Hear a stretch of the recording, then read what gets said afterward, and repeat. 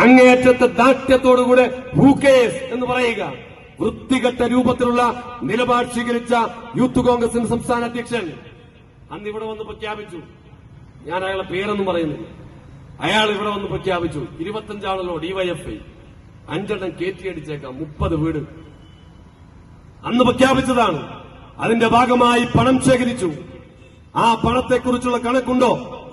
കണക്കില്ല. ആ യൂത്ത് കോൺഗ്രസിന്റെ ഭാഗമായി ശേഖരിച്ചതിന്റെ പണത്തെക്കുറിച്ച് ഇന്നും കണക്കില്ല. എങ്ങനെ കണക്കുണ്ടാവും? ഇപ്പൊ വന്നപ്പോ നമുക്കെല്ലാം മനസ്സിലായി കണക്കെന്താ ഇല്ലാത്തത്. കാരണം എന്താ അറിയാം, വലിയ 5 സ്റ്റാർ ഹോട്ടലുകളിലാണ് അല്ലെ ഇടപാട് മൊത്തം. ഈ പൈസയൊക്കെ എങ്ങോട്ട് പോയി ഇപ്പൊ വ്യക്തതയുണ്ട്.